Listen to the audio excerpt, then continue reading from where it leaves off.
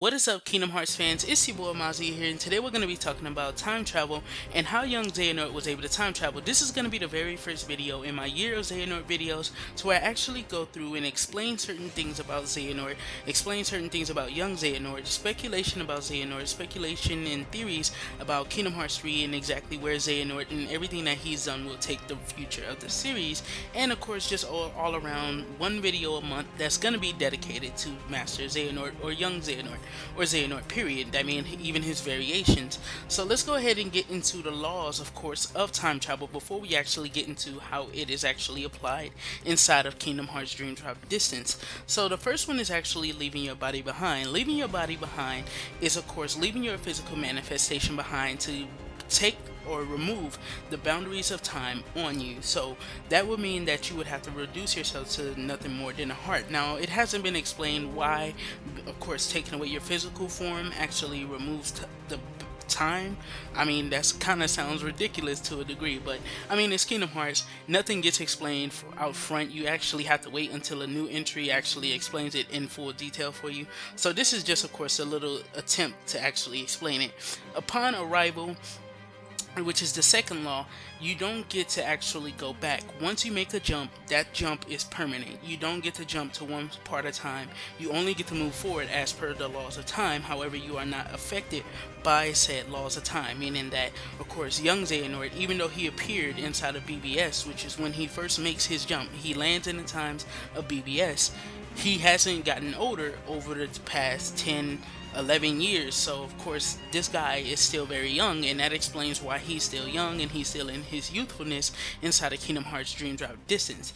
Now, the next one is Destined Events. So Destined Events is, of course, talking about how, of course, characters have lost their lives and stuff like that. You can't change those type of things, and the reason why you can't change those type of things is because, of course, once you affect the timeline, everything that once you go back will be reset. Like, life will be reset for you and for anyone that you took with you on the journey of time travel.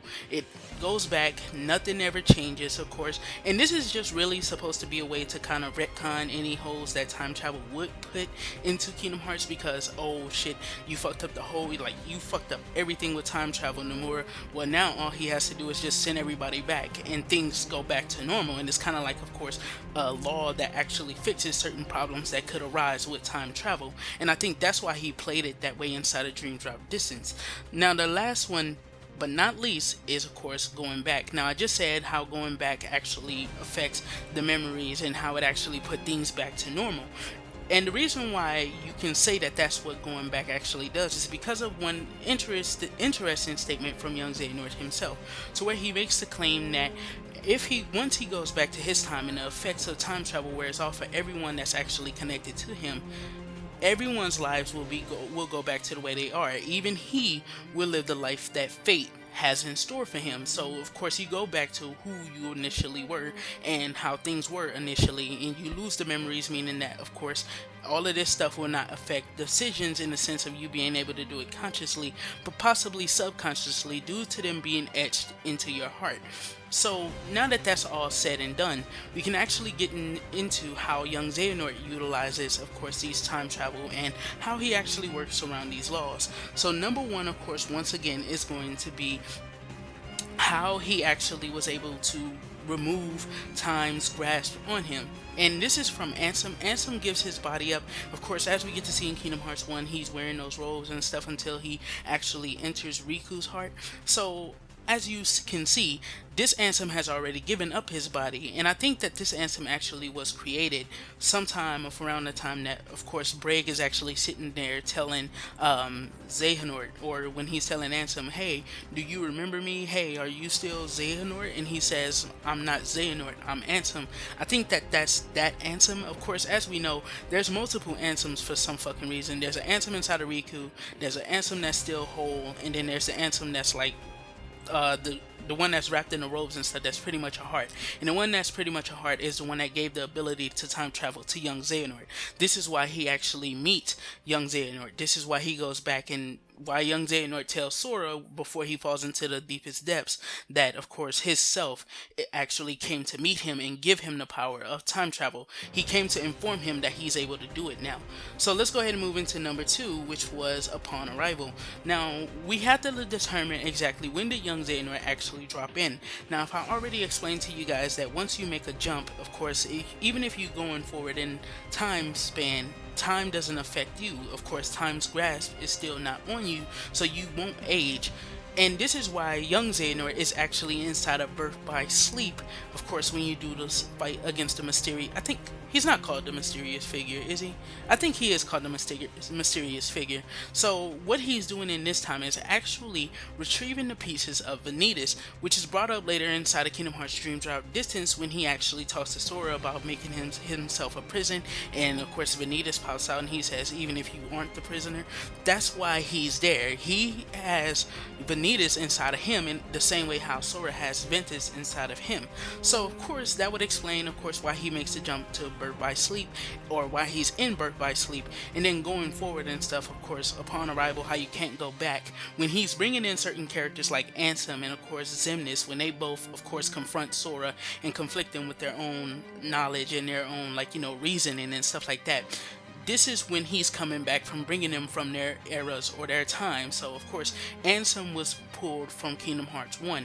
That probably happened around the time when, of course, Ansem was in that free time to where Sora and them just completely evacuated Hollow Bastion, or when they left the main area of Hollow Bastion and stuff where Ansem was. That probably was during that time that he actually went to go get him, because of course I'm pretty sure he didn't go grab him in the middle of the battle and shit and be like, wait, come your ass here, nigga, I need to take you for a ride real quick. And of course I'm pretty sure Xemnas, he always has a lot of downtime until like the midway point of Kingdom Hearts 2. So this nigga pretty much don't need no explanation of when he actually was able to come with young Xehanort. So the last one is the third one is Destined Events. Now, Destined Events means that he can't change exactly how people die, or how, of course, his pieces or his 13 Seekers have actually been destroyed. He can't do this because, like how the fourth law implies, once things go back to normal and effective time travel wears off, none of them actually get to keep, of course, how much change that they've actually made. Time travel becomes kind of nullified once the time travel effect actually is resolved. This would mean that, of course, nothing that they've done could actually ever change, or nothing that they've done could actually affect an outcome, unless it's something that they etched into their hearts through the memories of what they ascertained through the time travel experience. So moving on to number 4, which is going to be the last one and the most important one, going back, which I pretty much just explained anyway. But going back is kind of pretty simple. Once you go back, you live the life that fate has in store for you, and young Xehanort will live the life that fate has in store for him. As he says to Riku, I will go back to live the life that fate has in store for me. He can vouch for that, which in that case he's talking about Master Xehanort, because if he could change the way how things work or the way how things is, then Master Xehanort could come out different, if you understand what I'm saying.